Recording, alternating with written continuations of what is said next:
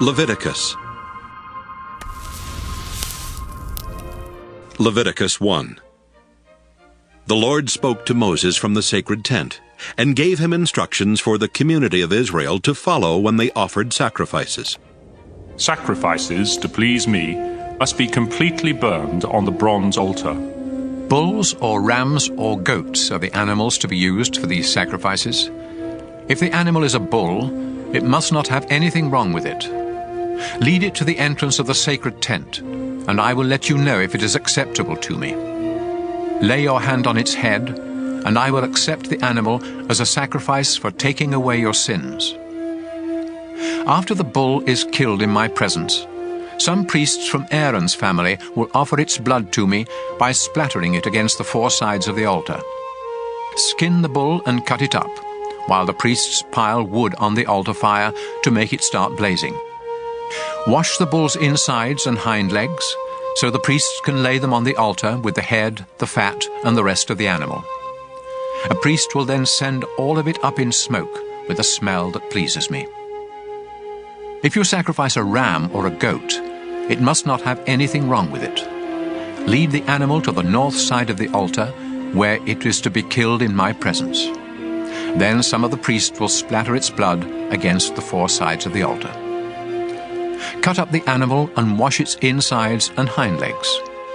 A priest will put these parts on the altar with the head, the fat, and the rest of the animal. Then he will send all of it up in smoke with a smell that pleases me. If you offer a bird for this kind of sacrifice, it must be a dove or a pigeon. A priest will take the bird to the bronze altar, where he will wring its neck and put its head on the fire. Then he will drain out its blood on one side of the altar, remove the bird's craw with what is in it, and throw them on the ash heap at the east side of the altar. Finally, he will take the bird by its wings, tear it partially open, and send it up in smoke with a smell that pleases me. Leviticus 2. When you offer sacrifices to give thanks to me, you must use only your finest flour. Put it in a dish, sprinkle olive oil and incense on the flour, and take it to the priests from Aaron's family. One of them will scoop up the incense together with a handful of the flour and oil. Then, to show that the whole offering belongs to me, the priest will lay this part on the bronze altar and send it up in smoke with a smell that pleases me. The rest of this sacrifice is for the priests. It is very holy, because it was offered to me. If you bake bread in an oven for this sacrifice, use only your finest flour, but without any yeast. You may make the flour into a loaf mixed with olive oil, or you may make it into thin wafers and brush them with oil. If you cook bread in a shallow pan for this sacrifice, use only your finest flour. Mix it with olive oil, but do not use any yeast. Then break the bread into small pieces and sprinkle them with oil. If you cook your bread in a pan with a lid on it, you must also use the finest flour mixed with oil. You may prepare sacrifices to give thanks in any of these three ways. Bring your sacrifice to a priest, and he will take it to the bronze altar. Then, to show that the whole offering belongs to me, the priest will lay part of it on the altar and send it up in smoke with a smell that pleases me. The rest of this sacrifice is for the priests. It is very holy, because it was offered to me. Yeast and honey must never be burned on the altar, so don't ever mix either of these in a grain sacrifice. You may offer either of them separately when you present the first part of your harvest to me, but they must never be burned on the altar. Salt is offered when you make an agreement with me, so sprinkle salt on these sacrifices. Freshly cut grain, either roasted or coarsely ground, must be used when you offer the first part of your grain harvest. You must mix in some olive oil and put incense on top, because this is a grain sacrifice. A priest will sprinkle all of the incense and some of the grain and oil on the altar, and send them up in smoke to show that the whole offering belongs to me. Leviticus 3. When you offer sacrifices to ask my blessing, you may offer either a bull or a cow. but there must be nothing wrong with the animal. Lead it to the entrance of the sacred tent, lay your hand on its head, and have it killed there. A priest from Aaron's family will splatter its blood against the four sides of the altar. Offer all of the fat on the animal's insides, as well as the lower part of the liver and the 2 kidneys with their fat. Some of the priests will lay these pieces on the altar and send them up in smoke with a smell that pleases me, together with the sacrifice that is offered to please me. Instead of a bull or a cow, you may offer any sheep or goat that has nothing wrong with it. If you offer a sheep, you must present it to me at the entrance to the sacred tent. Lay your hand on its head and have it killed there.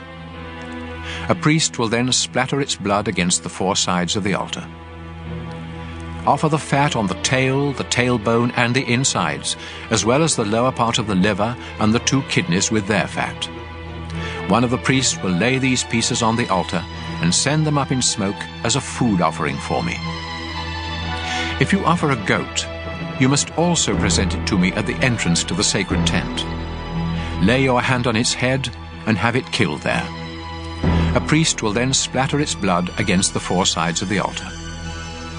Offer all of the fat on the animal's insides, as well as the lower part of the liver and the 2 kidneys with their fat. One of the priests will put these pieces on the altar and send them up in smoke as a food offering with a smell that pleases me. All fat belongs to me, so you and your descendants must never eat any fat or any blood, not even in the privacy of your own homes. This law will never change. Leviticus 4. The Lord told Moses to say to the community of Israel, Offer a sacrifice to ask forgiveness when you sin by accidentally doing something I have told you not to do. When the high priest sins, he makes everyone else guilty too. And so he must sacrifice a young bull that has nothing wrong with it. The priest will lead the bull to the entrance of the sacred tent, lay his hand on its head and kill it there. He will take a bowl of the blood inside the tent, dip a finger in the blood, and sprinkle some of it 7 times towards the sacred chest behind the curtain. Then, in my presence, he will smear some of the blood on each of the 4 corners of the incense altar, before pouring out the rest at the foot of the bronze altar near the entrance to the tent. The priest will remove the fat from the bull, just as he does when he sacrifices a bull to ask my blessing. This includes the fat on the insides, as well as the lower part of the liver and the 2 kidneys with their fat. He will then send it all up in smoke. The skin and flesh of the bull, together with its legs, insides, and the food still in its stomach, are to be taken outside the camp and burned on a wood fire near the ash heap. When the nation of Israel disobeys me without meaning to, the whole nation is still guilty. Once you realize what has happened, you must sacrifice a young bull to ask my forgiveness. Lead the bull to the entrance of the sacred tent, where your tribal leaders will lay their hands on its head before having it killed in my presence. The priest will take a bowl of the animal's blood inside the sacred tent, dip a finger in the blood, and sprinkle some of it 7 times towards the sacred chest behind the curtain. Then, in my presence, he must smear some of the blood on each of the 4 corners of the incense altar, before pouring out the rest at the foot of the bronze altar near the entrance to the tent. After this, the priest will remove the fat from the bull and send it up in smoke on the altar. Finally, he will burn its remains outside the camp, just as he did with the other bull. By this sacrifice, the sin of the whole nation will be forgiven. Any tribal leader who disobeys me without meaning to is still guilty. As soon as the leader realizes what has happened, he must sacrifice a goat that has nothing wrong with it. This is a sacrifice for sin. So he will lay his hand on the animal's head before having it killed in my presence at the north side of the bronze altar. The priest will dip a finger in the blood, smear some of it on each of the 4 corners of the altar, and pour out the rest at the foot of the altar. Then he must send all of the fat up in smoke, just as he does when a sacrifice is offered to ask my blessing. By this sacrifice, the leader's sin will be forgiven. When any of you ordinary people disobey me without meaning to, you are still guilty. As soon as you realize what you have done, you must sacrifice a female goat that has nothing wrong with it. Lead the goat to the north side of the bronze altar, and lay your hand on its head before having it killed. Then a priest will dip a finger in the blood. He will smear some of it on each of the four corners of the altar, and pour out the rest at the foot of the altar. After this, the priest will remove all of the fat, just as he does when an animal is sacrificed to ask my blessing. The priest will then send the fat up in smoke, with a smell that pleases me. This animal is sacrificed so that I will forgive you ordinary people when you sin. If you offer a lamb instead of a goat as a sacrifice for sin, it must be a female that has nothing wrong with it. Lead the lamb to the altar and lay your hand on its head before having it killed. The priest will dip a finger in the blood, smear some of it on each of the four corners of the altar, and pour out the rest at the foot of the altar. After this, all of the fat must be removed, just as when an animal is sacrificed to ask my blessing. Then the priest will send it up in smoke to me, together with a food offering, and your sin will be forgiven. Leviticus 5. If you refuse to testify in court about something you saw or know has happened, you have sinned and can be punished. You are guilty and unfit to worship me if you accidentally touch the dead body of any kind of unclean animal. You are guilty if you find out that you have accidentally touched any waste that comes from a human body. You are guilty the moment you realize that you have made a hasty promise to do something good or bad. As soon as you discover that you have committed any of these sins, you must confess what you have done. Then you must bring a female sheep or goat to me as the price for your sin. A priest will sacrifice the animal, and you will be forgiven. If you are poor and cannot afford to bring an animal, you may bring 2 doves or 2 pigeons. One of these will be a sacrifice to ask my forgiveness, and the other will be a sacrifice to please me. Give both birds to the priest, who will offer one as a sacrifice to ask my forgiveness. He will wring its neck without tearing off its head, splatter some of its blood on one side of the bronze altar, and drain out the rest at the foot of the altar. Then he will follow the proper rules for offering the other bird as a sacrifice to please me. You will be forgiven when the priest offers these sacrifices as the price for your sin. If you are so poor that you cannot afford doves or pigeons, you may bring 2 pounds of your finest flour. This is a sacrifice to ask my forgiveness. So don't sprinkle olive oil or sweet-smelling incense on it. Give the flour to a priest who will scoop up a handful and send it up in smoke together with the other offerings. This is a reminder that all of the flour belongs to me. By offering this sacrifice, the priest pays the price for any of these sins you may have committed. The priest gets the rest of the flour just as he does with grain sacrifices. The Lord told Moses what the people must do to make things right when they find out they have cheated the Lord without meaning to.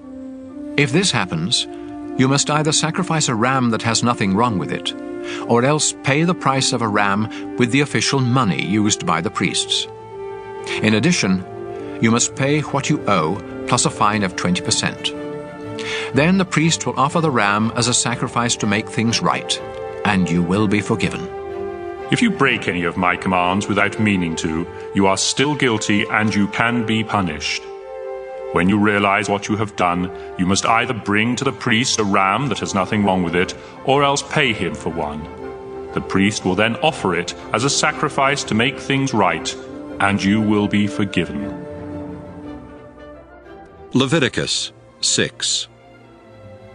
The Lord told Moses what the people must do when they commit other sins against the Lord. You have sinned if you rob or cheat someone, if you keep back money or valuables left in your care, or if you find something and claim not to have it. When this happens, you must return what doesn't belong to you and pay the owner a fine of 20%. In addition, you must either bring to the priest a ram that has nothing wrong with it, or else pay him for one. The priest will then offer it as a sacrifice to make things right, and you will be forgiven for what you did wrong. The Lord told Moses to tell Aaron and his sons how to offer the daily sacrifices that are sent up in smoke to please the Lord. You must put the animal for the sacrifice on the altar in the evening, and let it stay there all night, but make sure the fire keeps burning. The next morning you will dress in your priestly clothes, including your linen underwear. Then clean away the ashes left by the sacrifices and pile them beside the altar. Change into your everyday clothes, take the ashes outside the camp, and pile them in a special place.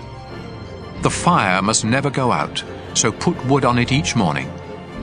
After this, you are to lay an animal on the altar next to the fat that you sacrifice to ask my blessing. Then send it all up in smoke to me. The altar fire must always be kept burning. It must never go out. When someone offers a sacrifice to give thanks to me, the priests from Aaron's family must bring it to the front of the bronze altar, where one of them will scoop up a handful of the flour and oil together with all the incense on it. Then, to show that the whole offering belongs to me, he will lay all of this on the altar and send it up in smoke with a smell that pleases me. The rest of it is to be baked without yeast and eaten by the priests in the sacred courtyard of the sacred tent. This bread is very holy, just like the sacrifices for sin, or for making things right. And I have given this part to the priests from what is offered to me on the altar. Only the men in Aaron's family are allowed to eat this bread, and they must go through a ceremony to be made holy before touching it. This law will never change. The Lord spoke to Moses and told him what sacrifices the priests must offer on the morning and evening of the day they are ordained. It is the same as the regular morning and evening sacrifices, a pound of flour mixed with olive oil and cooked in a shallow pan. The bread must then be crumbled into small pieces and sent up in smoke with a smell that pleases me. Each of Aaron's descendants who is ordained as a priest must perform this ceremony and make sure that the bread is completely burned on the altar. None of it may be eaten. The Lord told Moses how the priests from Aaron's family were to offer the sacrifice for sin. This sacrifice is very sacred, and the animal must be killed in my presence at the north side of the bronze altar. The priest who offers this sacrifice must eat it in the sacred courtyard of the sacred tent, and anyone or anything that touches the meat will be holy. If any of the animal's blood is splattered on the clothes of the priest, they must be washed in a holy place. If the meat was cooked in a clay pot, the pot must be destroyed. But if it was cooked in a bronze pot, the pot must be scrubbed and rinsed with water. This sacrifice is very holy, and only the priests may have any part of it. None of the meat may be eaten from the sacrifices for sin that require blood to be brought into the sacred tent. These sacrifices must be completely burned. Leviticus 7. The sacrifice to make things right is very sacred. The animal must be killed in the same place where the sacrifice to please me is killed, and the animal's blood must be splattered against the four sides of the bronze altar.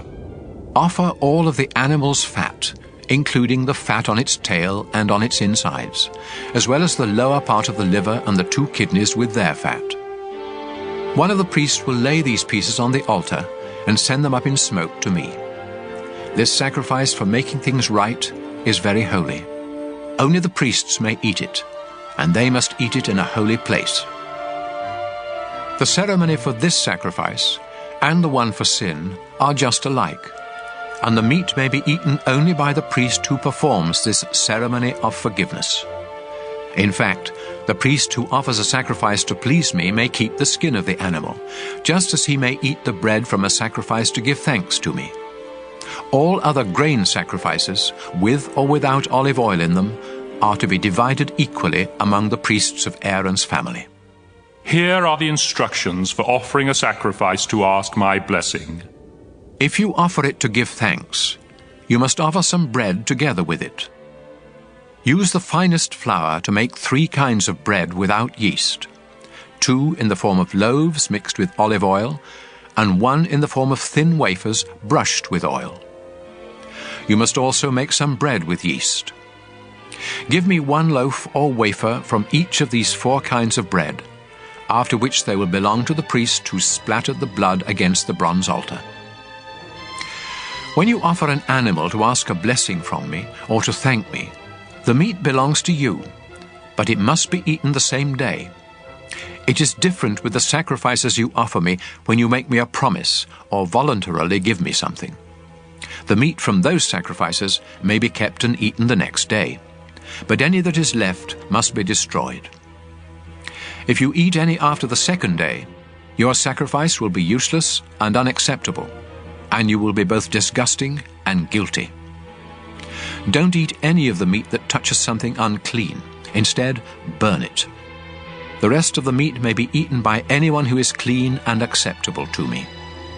But don't eat any of this meat if you have become unclean by touching something unclean from a human or an animal or from any other creature. If you do, you will no longer belong to the community of Israel.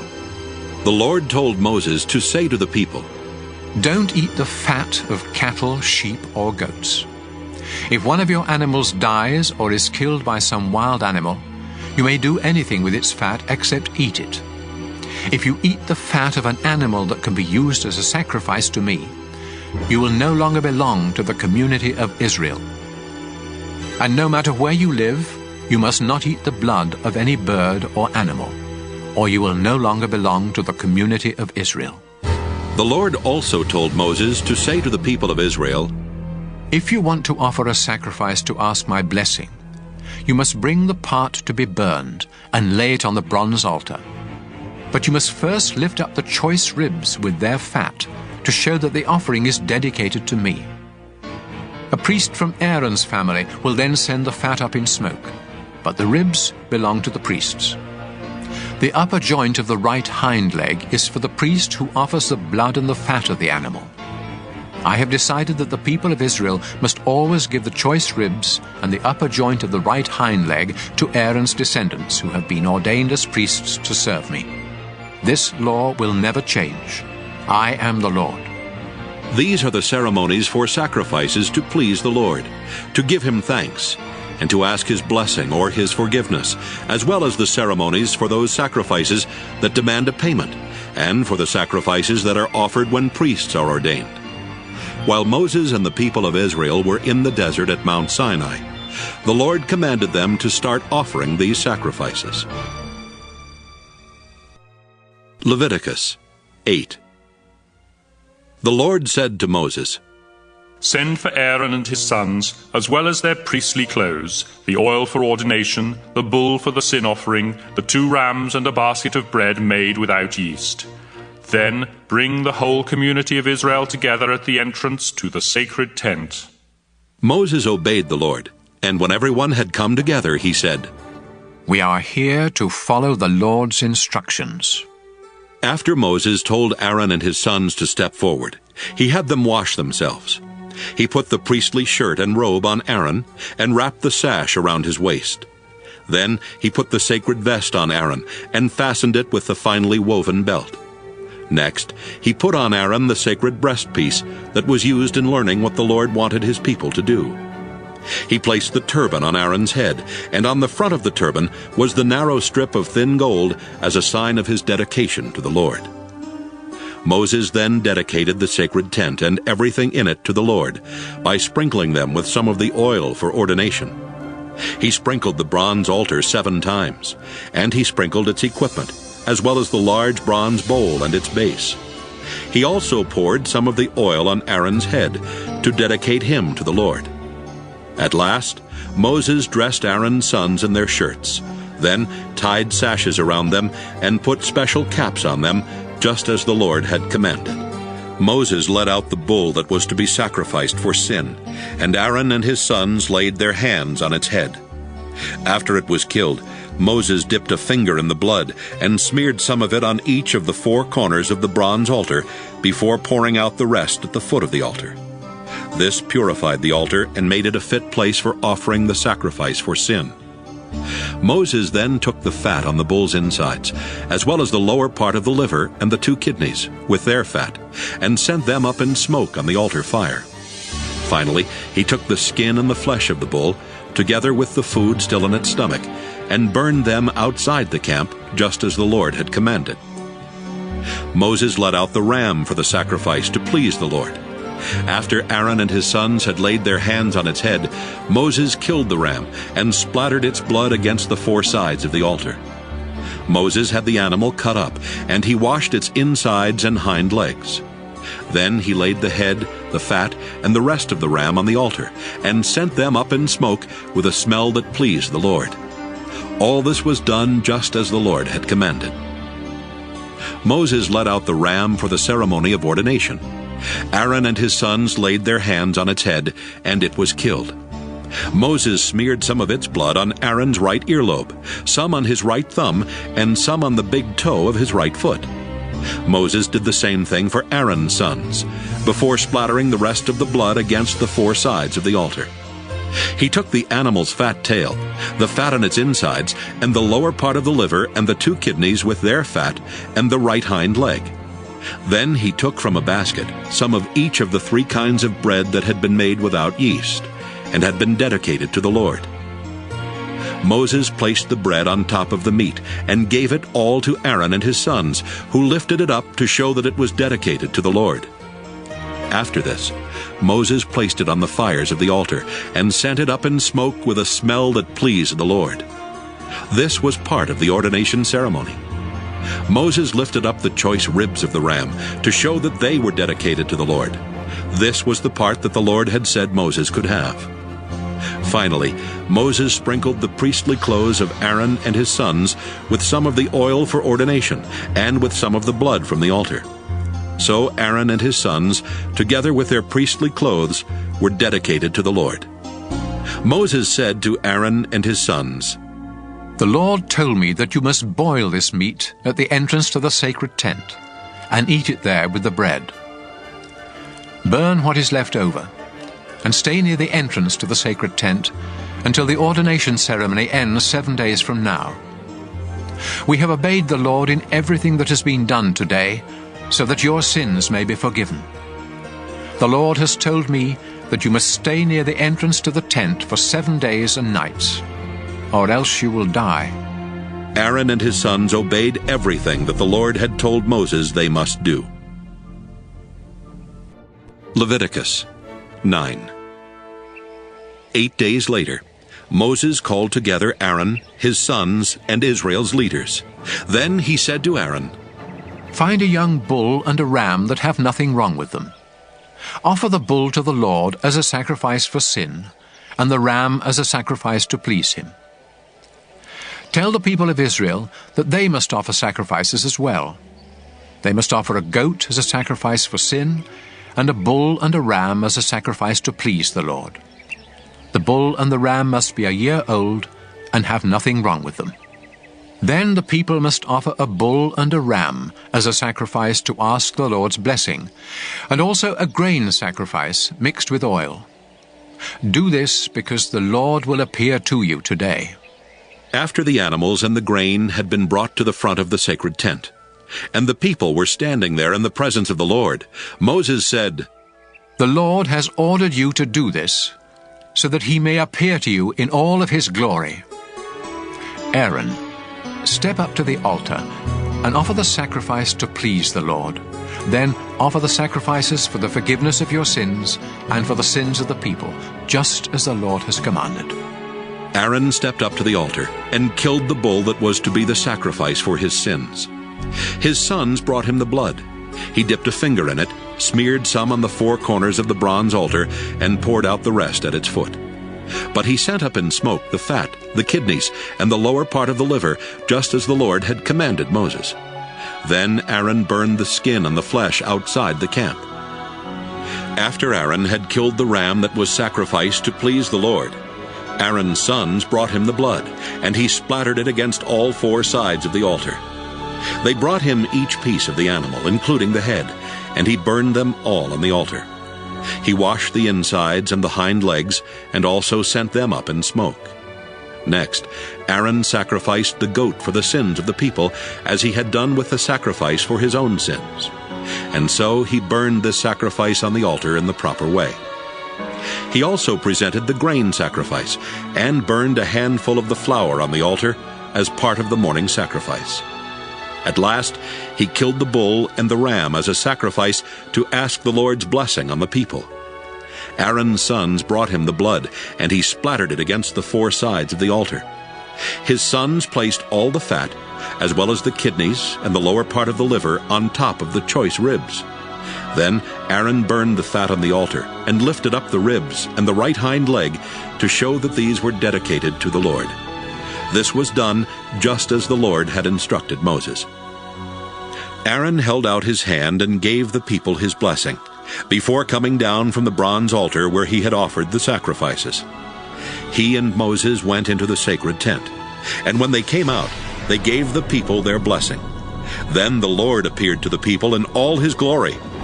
The Lord sent fiery flames that burned up everything on the altar, and when everyone saw this, they shouted and fell to their knees to worship the Lord.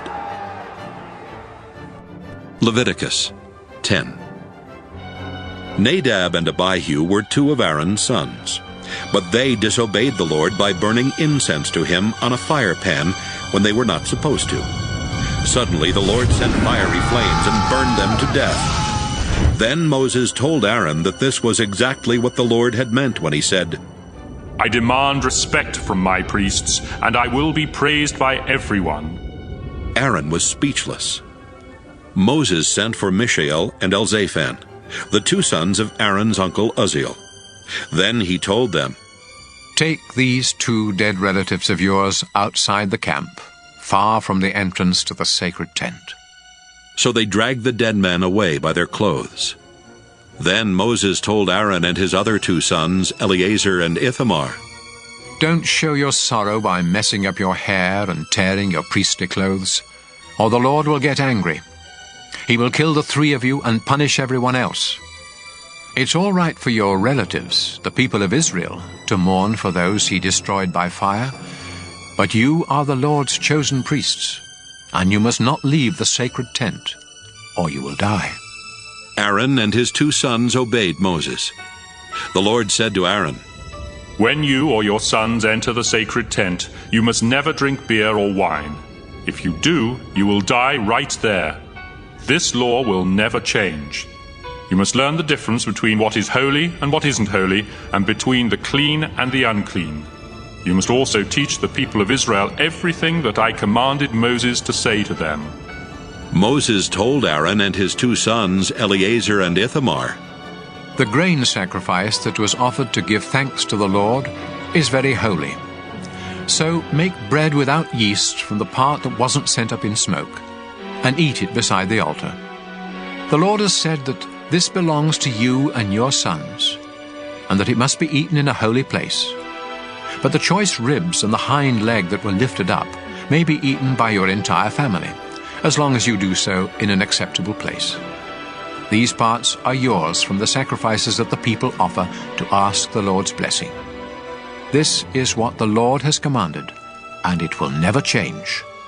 When Moses asked around and learned that the ram for the sin sacrifice had already been burned on the altar, he became angry with Eleazar and Ithamar and said, Why didn't you eat the meat from this sacrifice in an acceptable place? It is very holy, and the Lord has given you this sacrifice to remove Israel's sin and guilt.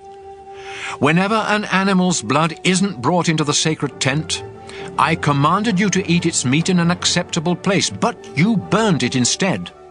Their father Aaron replied, Today 2 of my sons offered the sacrifice for sin and the sacrifice to please the Lord, and look what has happened to me. Would the Lord have approved if I had eaten the sacrifice for sin? Moses was satisfied with Aaron's reply. Leviticus 11. The Lord told Moses and Aaron to say to the community of Israel, You may eat any animal that has divided hoofs, and choose the cud. But you must not eat animals such as camels, rock badgers, and rabbits that chew the cud but don't have divided hooves. And you must not eat pigs. They have divided hooves, but don't chew the cud. All of these animals are unclean, and you are forbidden even to touch their dead bodies. You may eat anything that lives in water and has fins and scales, but it would be disgusting for you to eat anything else that lives in water, and you must not even touch their dead bodies. Eagles, vultures, buzzards, crows, ostriches, hawks, seagulls, owls, pelicans, storks, herons, hoopoes, and bats are also disgusting, and you are forbidden to eat any of them. The only winged insects you may eat are locusts, grasshoppers, and crickets. All other winged insects that crawl are too disgusting for you to eat. Don't even touch the dead bodies of animals that have divided hooves, but don't chew the cud. And don't touch the dead bodies of animals that have paws. If you do, you must wash your clothes, but you are still unclean until evening. Moles, rats, mice, and all kinds of lizards are unclean. Anyone who touches their dead bodies, or anything touched by their dead bodies, becomes unclean until evening. If something made of wood, cloth, or leather touches one of their dead bodies, it must be washed, but it is still unclean until evening.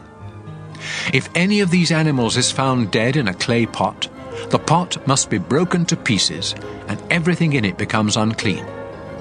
If you pour water from this pot on any food, that food becomes unclean, and anything drinkable in the pot becomes unclean. If the dead body of one of these animals touches anything else, including ovens and stoves, that thing becomes unclean and must be destroyed. A spring or a cistern where one of these dead animals is found is still clean, but anyone who touches the animal becomes unclean. If the dead body of one of these animals is found lying on seeds that have been set aside for planting, the seeds remain clean, but seeds that are soaking in water become unclean if the dead animal is found in the water. If an animal that may be eaten happens to die and you touch it, you become unclean until evening. If you eat any of its meat or carry its body away, you must wash your clothes, but you are still unclean until evening. Don't eat any of those disgusting little creatures that crawl or walk close to the ground. If you eat any of them, you will become just as disgusting and unclean as they are. I am the Lord your God, and you must dedicate yourself to me and be holy, just as I am holy. Don't become disgusting by eating any of these unclean creatures. I brought you out of Egypt so that I could be your God. Now you must become holy because I am holy. I have given these laws so that you will know what animals, birds, and fish are clean and may be eaten, and which ones are unclean and may not be eaten. Leviticus 12. The Lord told Moses to say to the community of Israel, If a woman gives birth to a son, she is unclean for 7 days, just as she is during her monthly period. Her son must be circumcised on the 8th day, but her loss of blood keeps her from being completely clean for another 33 days. During this time, she must not touch anything holy or go to the place of worship. Any woman who gives birth to a daughter is unclean for 2 weeks, just as she is during her period. And she won't be completely clean for another 66 days. When the mother has completed her time of cleansing, she must come to the front of the sacred tent and bring to the priest a year-old lamb as a sacrifice to please me, and a dove or a pigeon as a sacrifice for sin. After the priest offers the sacrifices to me, the mother will become completely clean from her loss of blood, whether her child is a boy or a girl. If she cannot afford a lamb, she can offer 2 doves or 2 pigeons, one as a sacrifice to please me, and the other as a sacrifice for sin. Leviticus 13. The Lord told Moses and Aaron to say to the people, If sores or boils or a skin rash should break out and start spreading on your body, you must be brought to Aaron or one of the other priests.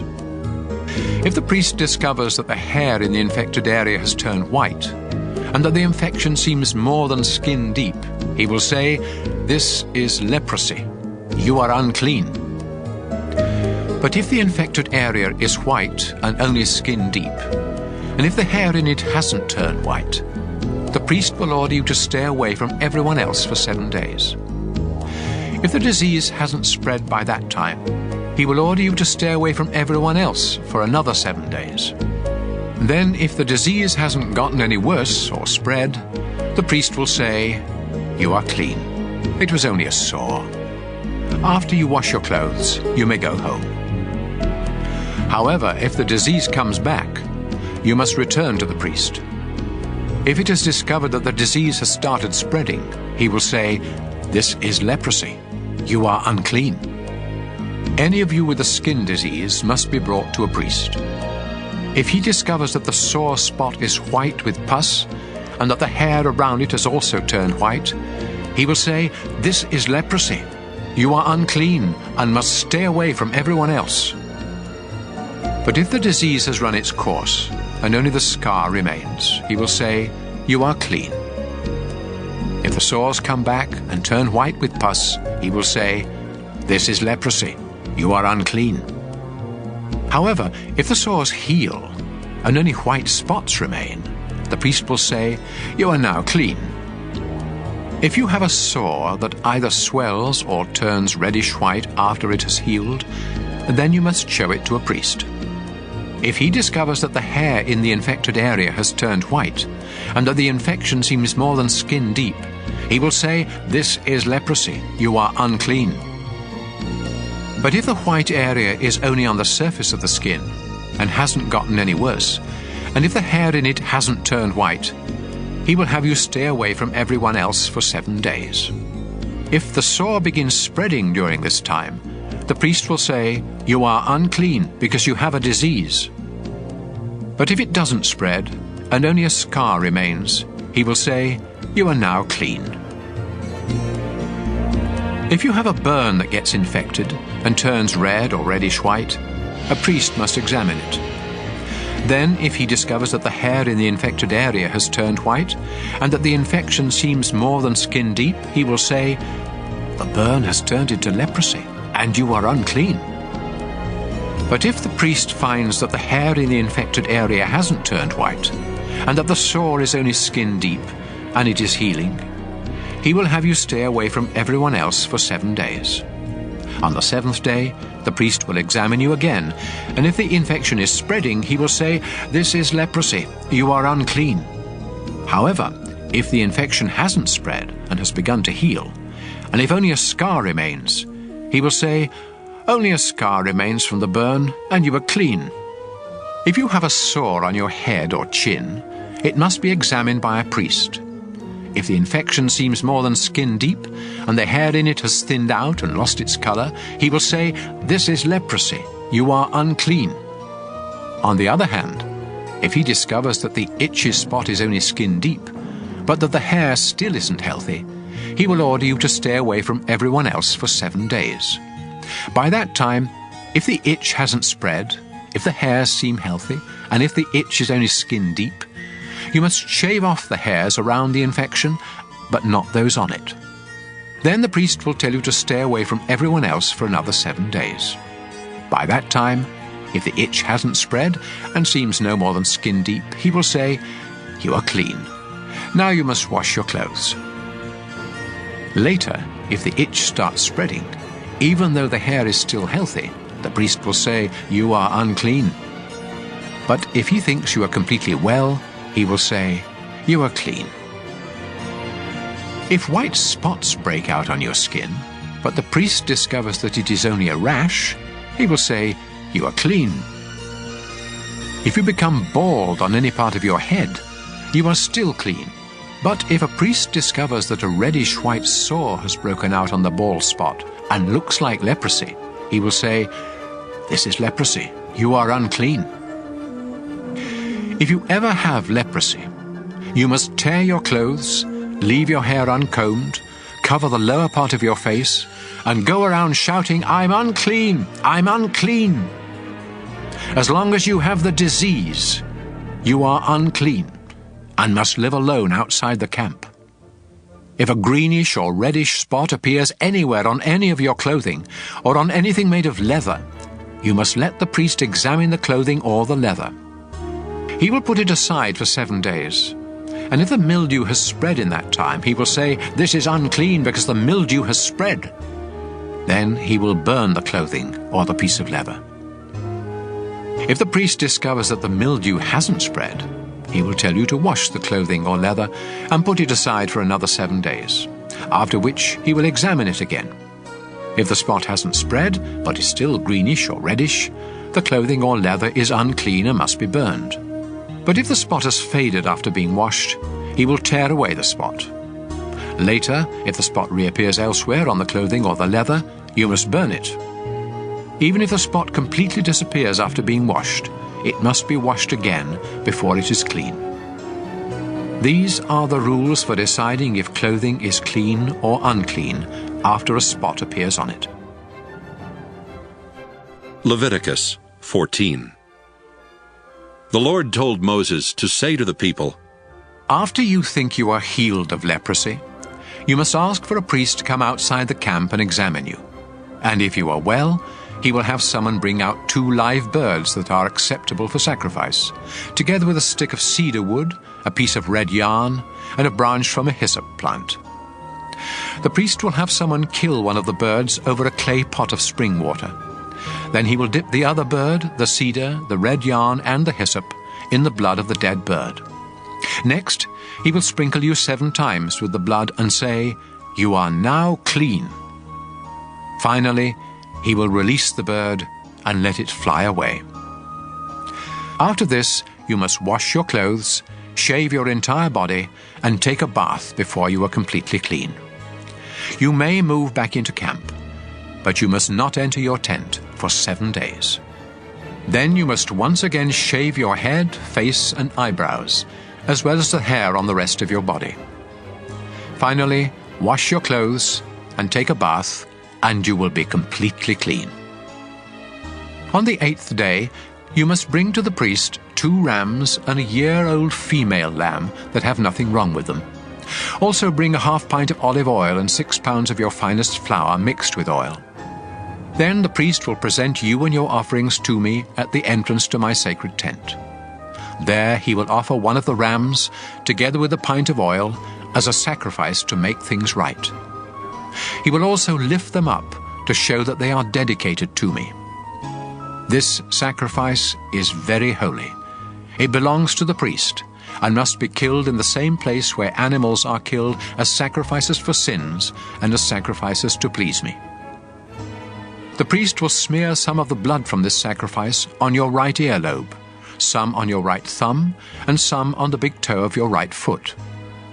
He will then pour some of the olive oil into the palm of his left hand, dip a finger of his right hand into the oil, and sprinkle some of it 7 times toward the sacred tent. Next, he will smear some of the oil on your right earlobe, some on your right thumb, and some on the big toe of your right foot, and pour the rest of the oil from his palm on your head. Then he will offer the other 2 animals, one as a sacrifice for sin, and the other as a sacrifice to please me, together with a grain sacrifice. After this, you will be completely clean. If you are poor and cannot afford to offer this much, you may offer a ram as a sacrifice to make things right, together with a half pint of olive oil and 2 pounds of flour mixed with oil as a grain sacrifice. The priest will then lift these up to dedicate them to me. Depending on what you can afford, you must also offer either 2 doves or 2 pigeons, one as a sacrifice for sin and the other as a sacrifice to please me. The priest will offer these to me in front of the sacred tent on the 8th day. The priest will kill this ram for the sacrifice to make things right, and he will lift it up with the olive oil in dedication to me.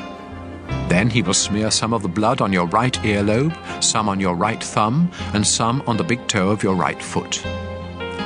The priest will pour some of the olive oil into the palm of his left hand, then dip a finger of his right hand in the oil and sprinkle some of it 7 times toward the sacred tent.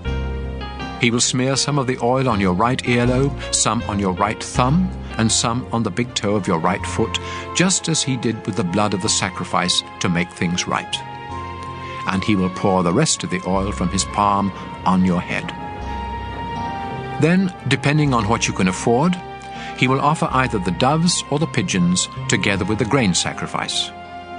One of the birds is the sacrifice for sin, and the other is the sacrifice to please me. After this, you will be completely clean. These are the things you must do if you have leprosy and cannot afford the usual sacrifices to make you clean. The Lord told Moses and Aaron to say to the people, After I have given you the land of Canaan as your permanent possession, here is what you must do if I ever put mildew on the walls of any of your homes. First, you must say to a priest, I think mildew is on the wall of my house. The priest will reply, Empty the house before I inspect it, or everything in it will be unclean. If the priest discovers greenish or reddish spots that go deeper than the surface of the walls, he will have the house closed for 7 days. Then he will return and check to see if the mildew has spread. If so, he will have someone scrape the plaster from the walls, remove the filthy stones, then haul everything off and dump it in an unclean place outside the town. Afterwards, the wall must be repaired with new stones and fresh plaster. If the mildew appears a second time, the priest will come and say, This house is unclean. It's covered with mildew that can't be removed. Then he will have the house torn down and every bit of wood, stone and plaster hauled off to an unclean place outside the town. Meanwhile, if any of you entered the house while it was closed, you will be unclean until evening. And if you either slept or ate in the house, you must wash your clothes. On the other hand, if the priest discovers that mildew hasn't reappeared after the house was newly plastered, he will say, This house is clean. The mildew is gone. Then, to show that the house is now clean, he will get 2 birds, a stick of cedar wood, a piece of red yarn, and a branch from a hyssop plant, and bring them to the house. He will kill one of the birds over a clay pot of spring water, and let its blood drain into the pot. Then he will dip the cedar, the hyssop, the yarn, and the other bird into the mixture of blood and water. Next, he will sprinkle the house 7 times with the mixture. Then the house will be completely clean. Finally, he will release the bird and let it fly away, ending the ceremony for purifying the house. These are the things you must do if you discover that you are unclean because of an itch or a sore, or that your clothing or house is unclean because of mildew. Leviticus 15. The Lord told Moses and Aaron to say to the community of Israel, Any man with an infected penis is unclean, whether it is stopped up or keeps dripping. Anything that he rests on or sits on is also unclean. And if you touch either these or him, you must wash your clothes and take a bath, but you still remain unclean until evening. If you are spit on by the man, you must wash your clothes and take a bath, but you still remain unclean until evening. Any saddle or seat on which the man sits is unclean. And if you touch or carry either of these, you must wash your clothes and take a bath, but you will still remain unclean until evening. If the man touches you without first washing his hands, you must wash your clothes and take a bath, but you still remain unclean until evening. Any clay pot that he touches must be destroyed, and any wooden bowl that he touches must be washed. 7 days after the man gets well, he will be considered clean if he washes his clothes and takes a bath in spring water. On the 8th day, he must bring either 2 doves or 2 pigeons to the front of my sacred tent and give them to a priest. The priest will offer one of the birds as a sacrifice for sin, and the other as a sacrifice to please me. Then I will consider the man completely clean. Any man who has a flow of semen must take a bath, but he still remains unclean until evening. If the semen touches anything made of cloth or leather, these must be washed, but they still remain unclean until evening. After having sex, both the man and the woman must take a bath, but they still remain unclean until evening. When a woman has her monthly period, she remains unclean for 7 days. And if you touch her, you must take a bath, but you remain unclean until evening. Anything that she rests on or sits on is also unclean, And if you touch either of these, you must wash your clothes and take a bath, but you still remain unclean until evening. Any man who has sex with her during this time becomes unclean for 7 days, and anything he rests on is also unclean. Any woman who has a flow of blood outside her regular monthly period is unclean until it stops, just as she is during her monthly period. Anything that she rests on or sits on during this time is also unclean, just as it would be during her period. If you touch either of these, you must wash your clothes and take a bath, but you still remain unclean until evening. 7 days after the woman gets well, she will be considered clean. On the 8th day, she must bring either 2 doves or 2 pigeons to the front of my sacred tent and give them to a priest. He will offer one of the birds as a sacrifice for sin, and the other as a sacrifice to please me. Then I will consider the woman completely clean. When any of you become unclean, you must stay away from the rest of the community of Israel. Otherwise, my sacred tent will become unclean, and the whole nation will die. These are the things you men must do if you become unclean because of an infected penis, or if you have a flow of semen. And these are the things you women must do when you become unclean either because of your monthly period or an unusual flow of blood. This is also what you men must do if you have sex with a woman who is unclean. Leviticus 16. 2 of Aaron's sons had already lost their lives for disobeying the Lord. So the Lord told Moses to say to Aaron, I, the Lord, appear in a cloud over the place of mercy on the sacred chest, which is behind the inside curtain of the sacred tent. And I warn you not to go there except at the proper time.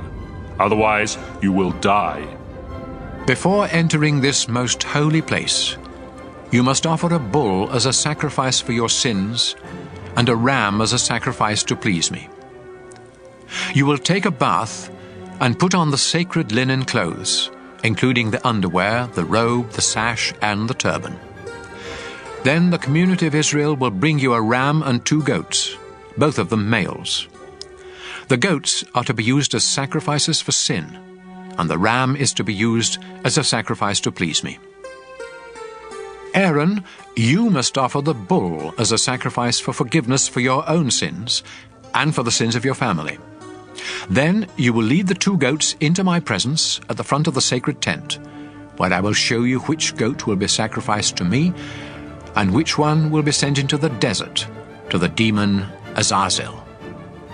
After you offer the first goat as a sacrifice for sin, the other one must be presented to me alive before you send it into the desert to take away the sins of the people. You must offer the bull as a sacrifice to ask forgiveness for your own sins and for the sins of your family. Then you will take a fire pan of live coals from the bronze altar, together with 2 handfuls of finely ground incense, into the most holy place. There you will present them to me by placing the incense on the coals, so that the place of mercy will be covered with a cloud of smoke. Do this, or you will die right there. Next, use a finger to sprinkle some of the blood on the place of mercy, which is on the lid of the sacred chest. Then sprinkle blood 7 times in front of the chest. Aaron, you must next sacrifice the goat for the sins of the people, and you must sprinkle its blood inside the most holy place, just as you did with the blood of the bull. By doing this, you will take away the sins that make both the most holy place and the people of Israel unclean. Do the same for the sacred tent, which is here among the people. Only you are allowed in the sacred tent from the time you enter until the time you come out. After leaving the tent, you will purify the bronze altar by smearing each of its 4 corners with some of the blood from the bull and from the goat. Use a finger to sprinkle the altar 7 times with the blood, and it will be completely clean from the sins of the people. After you have purified the most holy place, the sacred tent, and the bronze altar, you must bring the live goat to the front of the tent.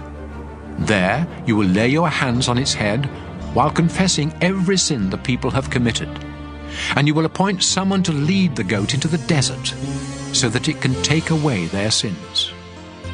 Finally, this goat that carries the heavy burden of Israel's sins must be released deep in the desert.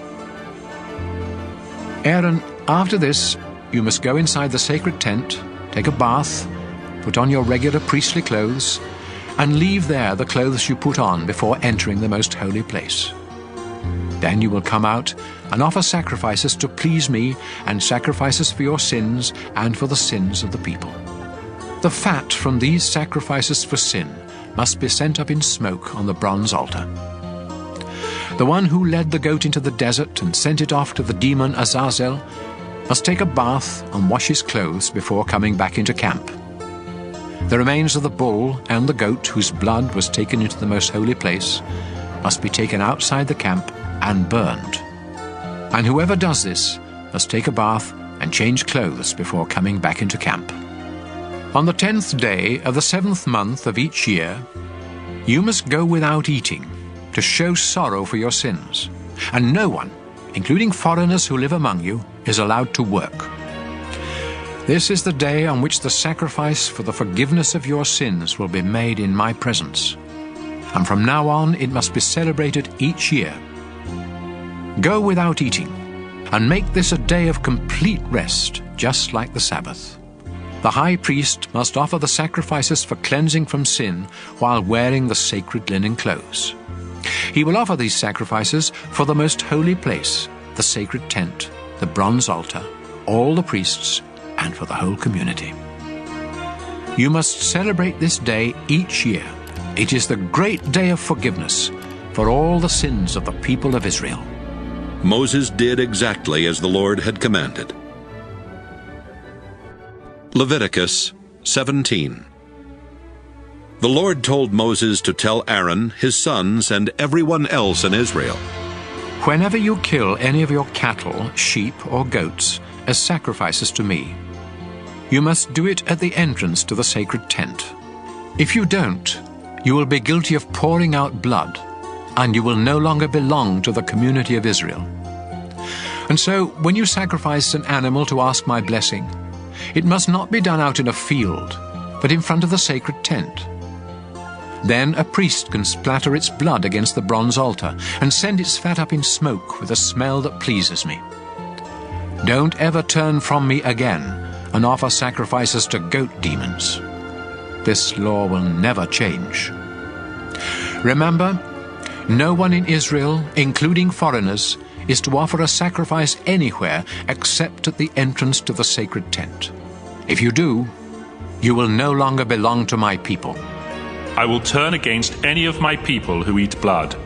This also includes any foreigners living among you. Life is in the blood, and I have given you the blood of animals to sacrifice in place of your own. That's also why I have forbidden you to eat blood. Even if you should hunt and kill a bird or an animal, you must drain out the blood and cover it with soil. The life of every living creature is in its blood. That's why I have forbidden you to eat blood, and why I have warned you that anyone who does will no longer belong to my people. If you happen to find a dead animal and eat it, you must take a bath and wash your clothes, but you are still unclean until evening. If you don't take a bath, you will suffer for what you did wrong. Leviticus 18. The Lord told Moses to tell the people of Israel, I am the Lord your God. So don't follow the customs of Egypt, where you used to live, or those of Canaan, where I am bringing you. I am the Lord your God, and you must obey my teachings. Obey them, and you will live. I am the Lord. Don't have sex with any of your close relatives, especially your own mother. This would disgrace your father. And don't disgrace him by having sex with any of his other wives. Don't have sex with your sister or stepsister, whether you grew up together or not. Don't disgrace yourself by having sex with your granddaughter or half-sister, or a sister of your father or mother. Don't disgrace your uncle by having sex with his wife. Don't have sex with your daughter-in-law or sister-in-law. And don't have sex with the daughter or granddaughter of any woman that you have earlier had sex with. You may be having sex with a relative, and that would make you unclean. As long as your wife is alive, don't cause trouble for her by taking one of her sisters as a second wife. When a woman is having her monthly period, she is unclean, so don't have sex with her. Don't have sex with another man's wife. That would make you unclean. Don't sacrifice your children on the altar fires to the god Molech. I am the Lord your God, and that would disgrace me. It is disgusting for a man to have sex with another man. Anyone who has sex with an animal is unclean. Don't make yourselves unclean by any of these disgusting practices of those nations that I am forcing out of the land for you. They made themselves and the land so unclean that I punished the land because of their sins, and I made it vomit them up. Now don't do these sickening things that make the land filthy. Instead, obey my laws and teachings. Then the land won't become sick of you and vomit you up, just as it did them. If any of you do these vulgar, disgusting things, you will be unclean and no longer belong to my people. I am the Lord your God, and I forbid you to follow their sickening way of life.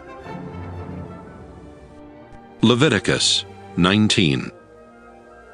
The Lord told Moses to say to the community of Israel, I am the Lord your God. I am holy, and you must be holy too. Respect your father and your mother. Honor the Sabbath, and don't make idols or images. I am the Lord your God. When you offer a sacrifice to ask my blessing, be sure to follow my instructions. You may eat the meat either on the day of the sacrifice or on the next day, but you must burn anything left until the third day. If you eat any of it on the third day, the sacrifice will be disgusting to me, and I will reject it. In fact, you will be punished for not respecting what I say is holy, and you will no longer belong to the community of Israel. When you harvest your grain, always leave some of it standing along the edges of your fields, and don't pick up what falls on the ground. Don't strip your grapevines clean or gather the grapes that fall off the vines. Leave them for the poor and for those foreigners who live among you. I am the Lord your God. Do not steal or tell lies or cheat others. Do not misuse my name by making promises you don't intend to keep. I am the Lord your God. Do not steal anything or cheat anyone, and don't fail to pay your workers at the end of each day. I am the Lord your God, and I command you not to make fun of the deaf or to cause a blind person to stumble. Be fair, no matter who is on trial. Don't favor either the poor or the rich. Don't be a gossip, but never hesitate to speak up in court, especially if your testimony can save someone's life. Don't hold grudges. On the other hand, it's wrong not to correct someone who needs correcting. Stop being angry, and don't try to take revenge. I am the Lord, and I command you to love others as much as you love yourself. Breed your livestock animals only with animals of the same kind. And don't plant two kinds of seed in the same field, or wear clothes made of different kinds of material. If a man has sex with a slave woman who is promised in marriage to someone else, he must pay a fine, but they are not to be put to death. After all, she was still a slave at the time. The man must bring a ram to the entrance of the sacred tent and give it to a priest, who will then offer it as a sacrifice to me, so the man's sins will be forgiven. After you enter the land, you will plant fruit trees, but you are not to eat any of their fruit for the first 3 years. In the 4th year, the fruit must be set apart as an expression of thanks to me, the Lord God. Do this, and in the 5th year, those trees will produce an abundant harvest of fruit for you to eat. Don't eat the blood of any animal. Don't practice any kind of witchcraft. I forbid you to shave any part of your head or beard, or to cut and tattoo yourself as a way of worshipping the dead. Don't let your daughters serve as temple prostitutes. This would bring disgrace both to them and the land. I command you to respect the Sabbath and the place where I am worshipped. Don't make yourself disgusting to me by going to people who claim they can talk to the dead. I command you to show respect for older people and to obey me with fear and trembling. Don't mistreat any foreigners who live in your land. Instead, treat them as well as you treat citizens, and love them as much as you love yourself. Remember, you were once foreigners in the land of Egypt. I am the Lord your God. Use honest scales, and don't cheat when you weigh or measure anything. I am the Lord your God. I rescued you from Egypt, and I command you to obey my laws. Leviticus 20. The Lord told Moses to say to the community of Israel, Death by stoning is the penalty for any citizens or foreigners in the country who sacrifice their children to the god Molech. They have disgraced both the place where I am worshipped and my holy name, and so I will turn against them and no longer let them belong to my people. Some of you may let them get away with human sacrifice, but not me. If any of you worship Molech, I will turn against you and your entire family, and I will no longer let you belong to my people.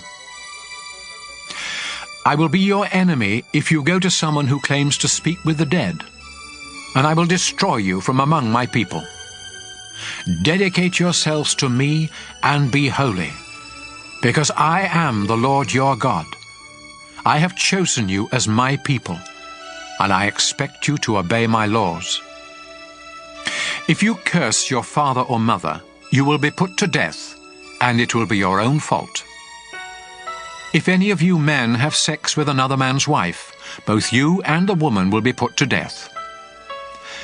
Having sex with one of your father's wives disgraces him, so both you and the woman will be put to death just as you deserve. It isn't natural to have sex with your daughter-in-law, and both of you will be put to death just as you deserve. It's disgusting for men to have sex with one another, and those who do will be put to death just as they deserve. It isn't natural for a man to marry both a mother and her daughter, and so all three of them will be burned to death. If any of you have sex with an animal, both you and the animal will be put to death just as you deserve. If you marry one of your sisters, you will be punished, and the two of you will be disgraced by being openly forced out of the community. If you have sex with a woman during her monthly period, both you and the woman will be cut off from the people of Israel. The sisters of your father and mother are your own relatives, and you will be punished for having sex with any of them. If you have sex with your uncle's wife, neither you nor she will ever have any children. And if you marry your sister-in-law, neither of you will ever have any children. Obey my laws and teachings, or else the land I am giving you will become sick of you and throw you out. The nations I am chasing out did these disgusting things, and I hated them for it. So don't follow their example.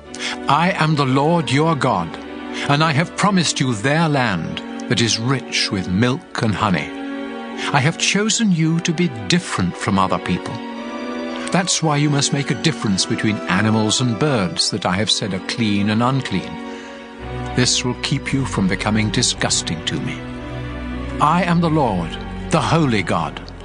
You have been chosen to be my people, and so you must be holy too. If you claim to receive messages from the dead, you will be put to death by stoning, just as you deserve. Leviticus 21.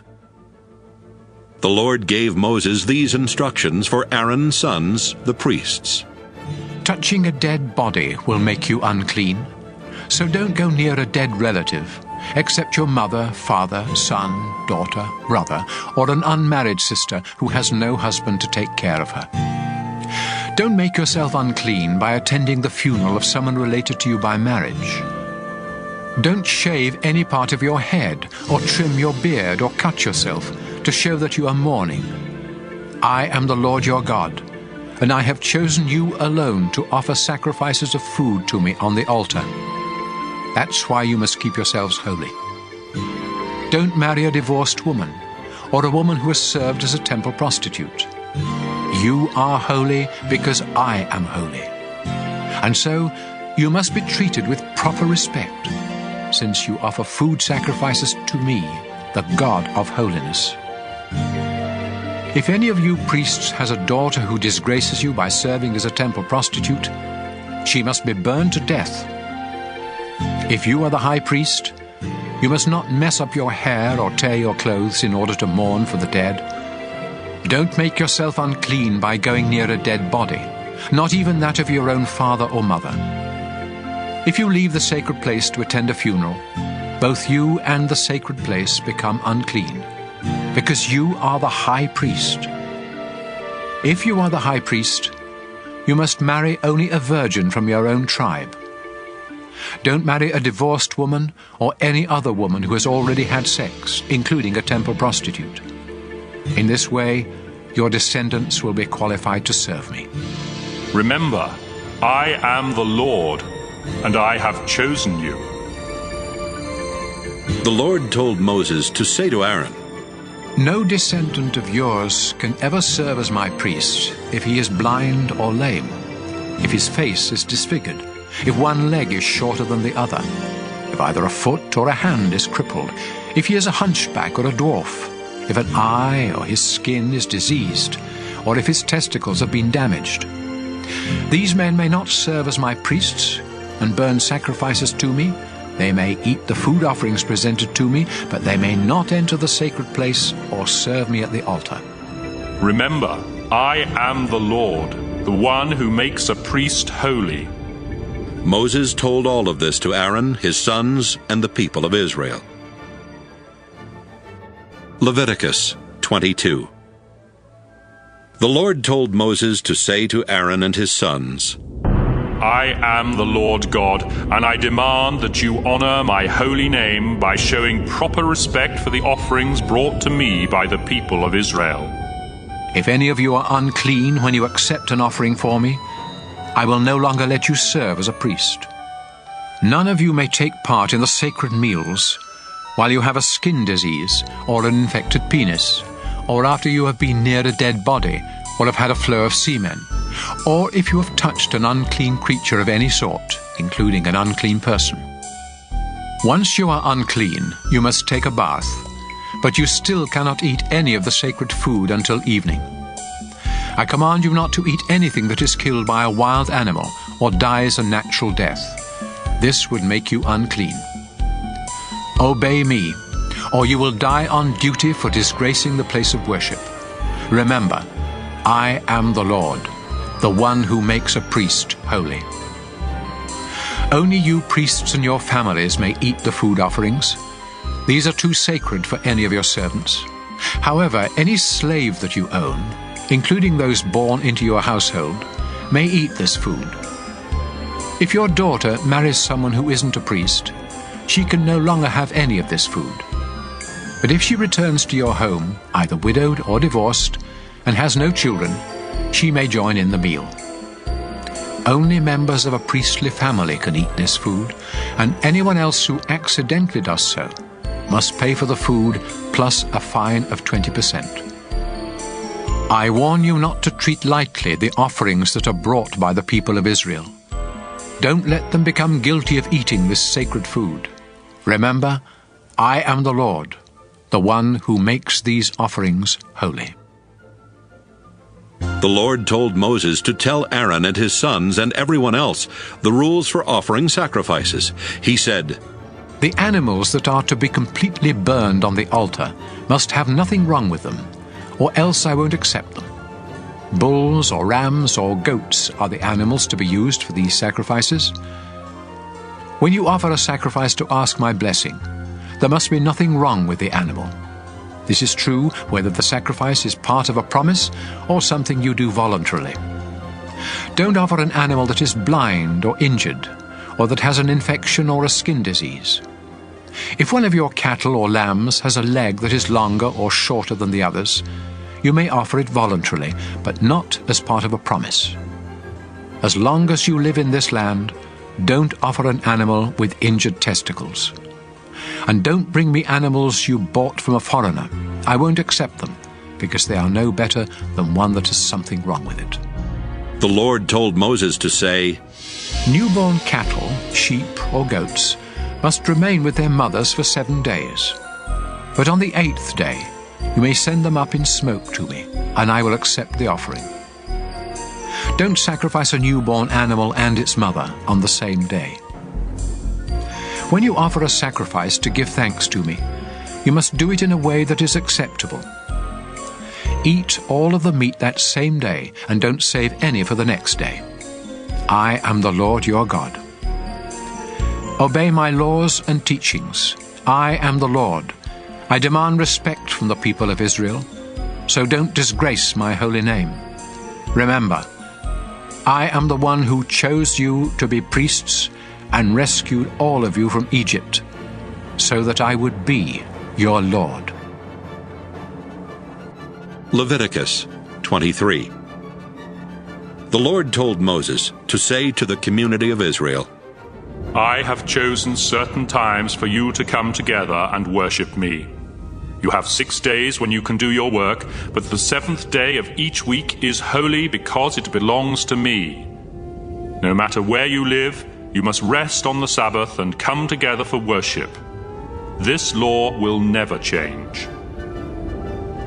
Passover is another time when you must come together to worship me. And it must be celebrated on the evening of the 14th day of the 1st month of each year. The festival of thin bread begins on the 15th day of that same month.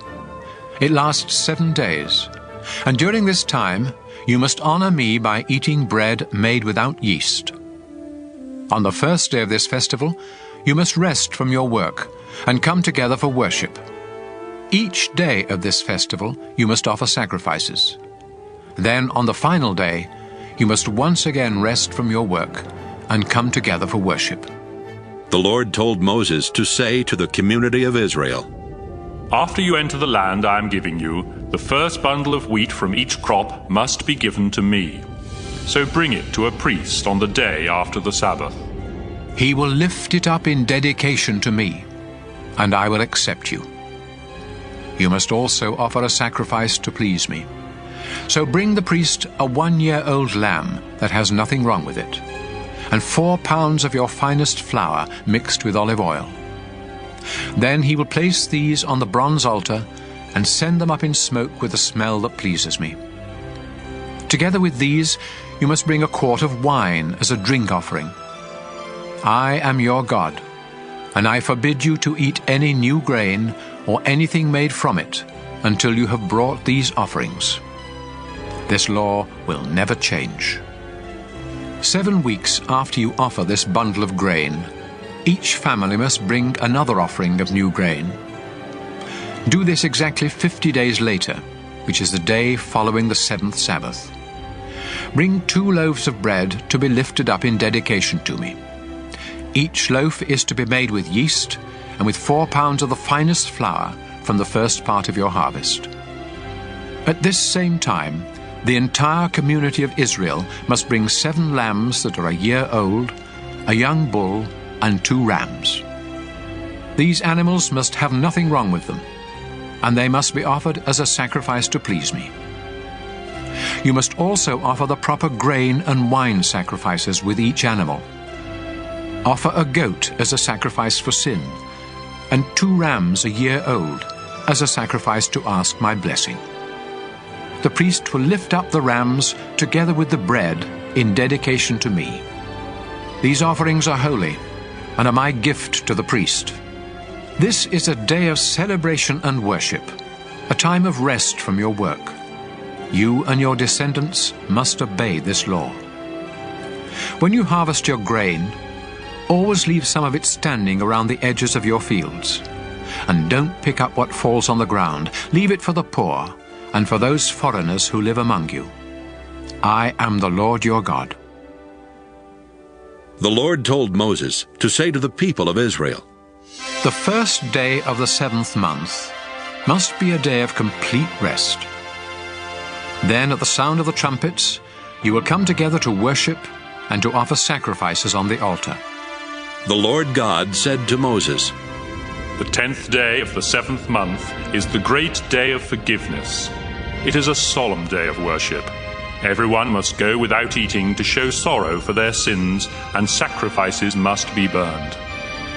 No one is to work on that day.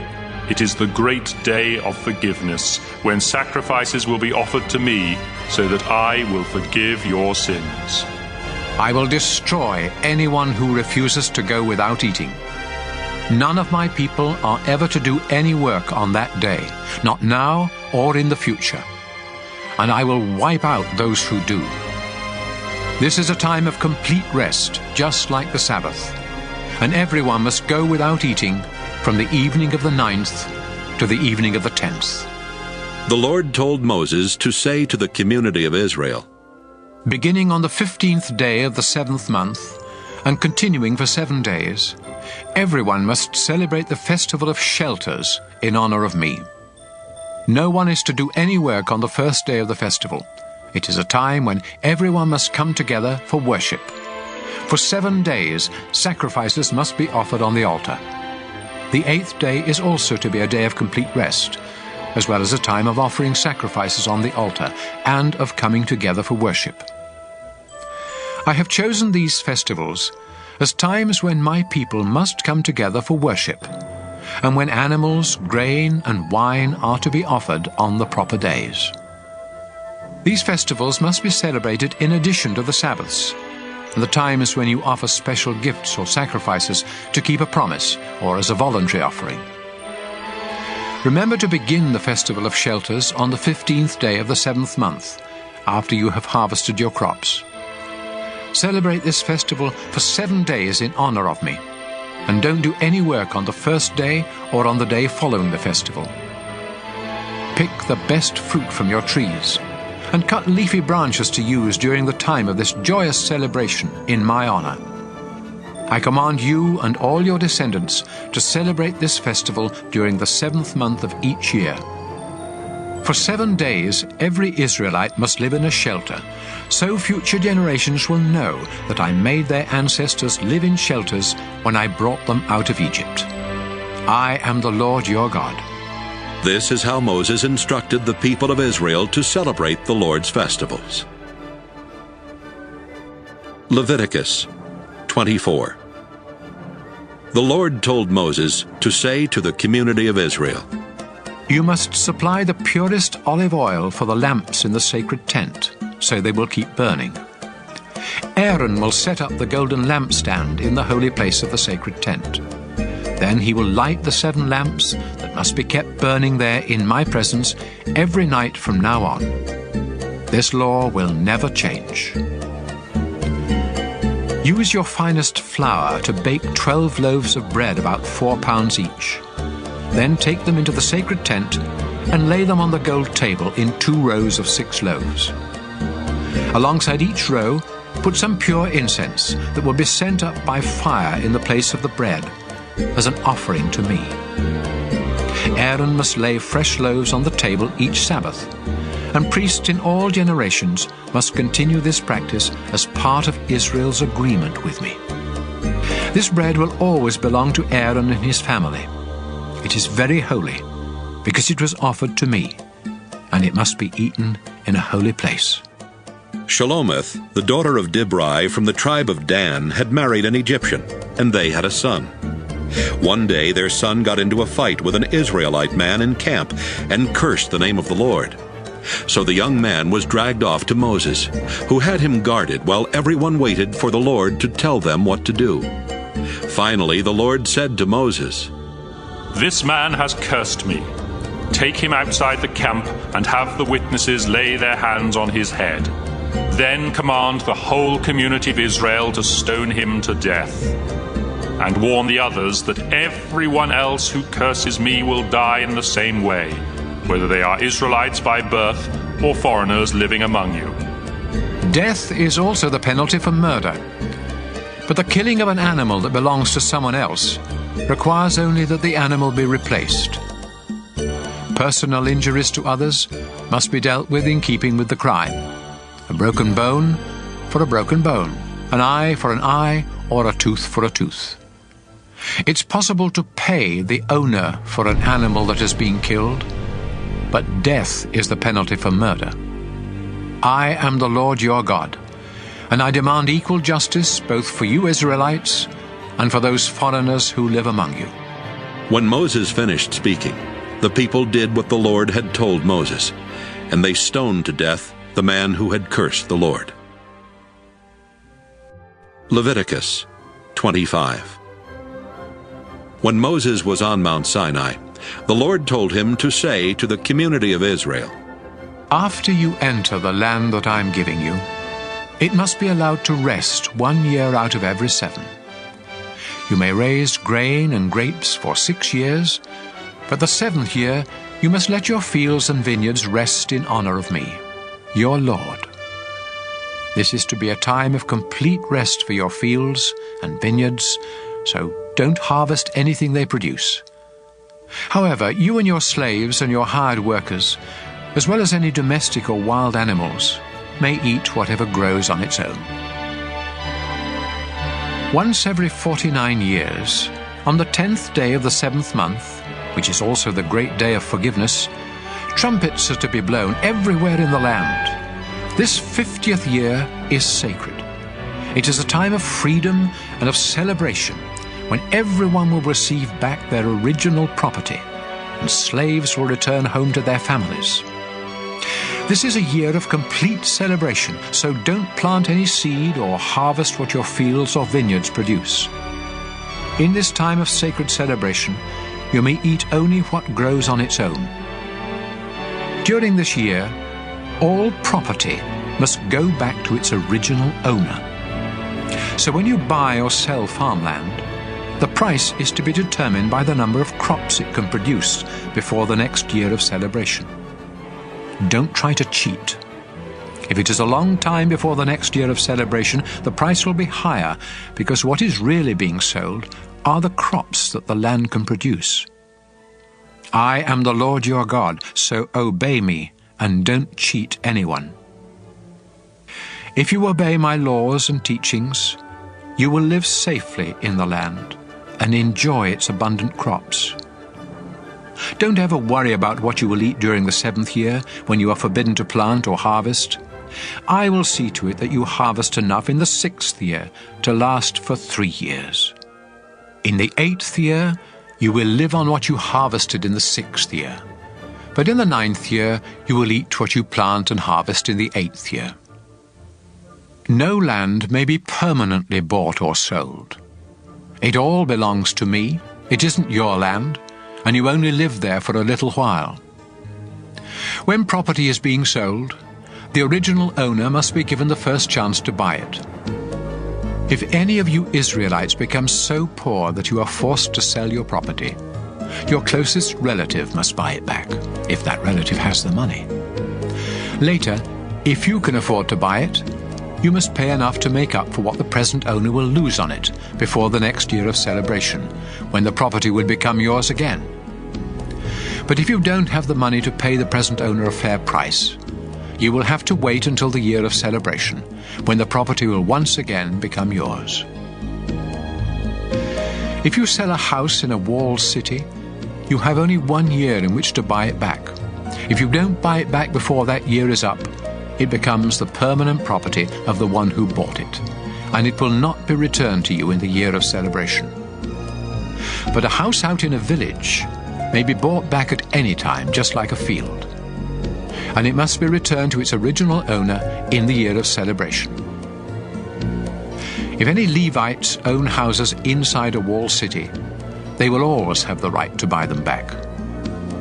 And any houses that they do not buy back will be returned to them in the year of celebration, because these homes are their permanent property among the people of Israel.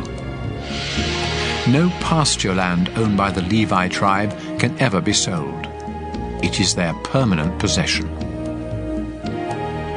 If any of your people become poor and unable to support themselves, you must help them, just as you are supposed to help foreigners who live among you. Don't take advantage of them by charging any kind of interest or selling them food for profit. Instead, honor me by letting them stay where they now live. Remember, I am the Lord your God. I rescued you from Egypt and gave you the land of Canaan so that I would be your God. Suppose some of your people become so poor that they have to sell themselves and become your slaves. Then you must treat them as servants rather than as slaves, and in the year of celebration they are to be set free, so they and their children may return home to their families and property. I brought them out of Egypt to be my servants, not to be sold as slaves. So obey me, and don't be cruel to the poor. If you want slaves, buy them from other nations, or from the foreigners who live in your own country, and make them your property. You can own them, and even leave them to your children when you die, but do not make slaves of your own people, or be cruel to them. Even if some of you Israelites become so much in debt that you must sell yourselves to foreigners in your country, you still have the right to be set free by a relative, such as a brother or uncle or cousin, or some other family member. In fact, if you ever get enough money, you may buy your own freedom by paying your owner for the number of years you would still be a slave before the next year of celebration. The longer the time until then, the more you will have to pay. And even while you are the slaves of foreigners in your own country, your people must make sure that you are not mistreated. If you cannot gain your freedom in any of these ways, both you and your children will still be set free in the year of celebration. People of Israel, I am the Lord your God, and I brought you out of Egypt to be my own servants. Leviticus 26. I am the Lord your God. So don't make or worship any sort of idols or images. Respect the Sabbath and honor the place where I am worshipped, because I am the Lord. Faithfully obey my laws, and I will send rain to make your crops grow and your trees produce fruit. Your harvest of grain and grapes will be so abundant that you won't know what to do with it all. You will eat and be satisfied, and you will live in safety. I will bless your country with peace, and you will rest without fear. I will wipe out the dangerous animals and protect you from enemy attacks. You will chase and destroy your enemies, even if there are only 5 of you and 100 of them, or only 100 of you and 10,000 of them. I will treat you with such kindness that your nation will grow strong, and I will also keep my promises to you. Your barns will overflow with grain each year. I will live among you and never again look on you with disgust. I will walk with you. I will be your God, and you will be my people. I am the Lord your God, and I rescued you from Egypt so that you would never again be slaves. I have set you free. Now walk with your heads held high. If you disobey me and my laws, and if you break our agreement, I will punish you terribly, and you will be ruined. You will be struck with incurable diseases and with fever that leads to blindness and depression. Your enemies will eat the crops you plant, and I will turn from you and let you be destroyed by your attackers. You will even run at the very rumor of attack. Then if you still refuse to obey me, I will punish you 7 times for each of your sins, until your pride is completely crushed. I will hold back the rain, so the sky above you will be like iron, and the ground beneath your feet will be like copper. All of your hard work will be for nothing, and there will be no harvest of grain or fruit. If you keep rebelling against me, I'll punish you 7 times worse, just as your sins deserve. I'll send wild animals to attack you, and they will gobble down your children and livestock. So few of you will be left that your roads will be deserted. If you remain my enemies after this, I'll remain your enemy and punish you even worse. War will break out because you broke our agreement. And if you escape to your walled cities, I'll punish you with horrible diseases, and you will be captured by your enemies. You will have such a shortage of bread that 10 women will be able to bake their bread in the same oven. Each of you will get only a few crumbs, and you will go hungry. Then, if you don't stop rebelling, I'll really get furious and punish you terribly for your sins. In fact, you will be so desperate for food that you will eat your own children. I'll destroy your shrines and tear down your incense altars, leaving your dead bodies piled on top of your idols. And you will be disgusting to me. I'll wipe out your towns and your places of worship, and will no longer be pleased with the smell of your sacrifices. Your land will become so desolate that even your enemies who settle there will be shocked when they see it. After I destroy your towns and ruin your land with war, I'll scatter you among the nations. While you are prisoners in foreign lands, your own land will enjoy years of rest and refreshment, as it should have done each 7th year when you lived there. In the land of your enemies, you will tremble at the rustle of a leaf, as though it were a sword. And you will become so weak that you will stumble and fall over each other, even when no one is chasing you. Many of you will die in foreign lands, and others of you will waste away in sorrow as a result of your sins and the sins of your ancestors. Then, suppose you realize that I turned against you and brought you to the land of your enemies because both you and your ancestors had stubbornly sinned against me.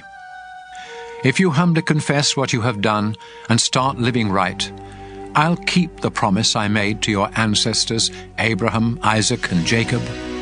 I will bless your land and let it rest during the time that you are in a foreign country, paying for your rebellion against me and my laws. No matter what you have done, I am still the Lord your God, and I will never completely reject you or become absolutely disgusted with you there in the land of your enemies. While nations watched, I rescued your ancestors from Egypt so that I would be their God. Yes, I am your Lord, and I will never forget our agreement. Moses was on Mount Sinai when the Lord gave him these laws and teachings for the people of Israel. Leviticus 27. The Lord told Moses to say to the community of Israel, If you ever want to free someone who has been promised to me, you may do so by paying the following amounts, weighed according to the official standards. 50 pieces of silver for men ages 20 to 60, and 30 pieces for women. 20 pieces of silver for young men ages 5 to 20, and 10 pieces for young women. 15 pieces of silver for men ages 60 and above, and 10 pieces for women.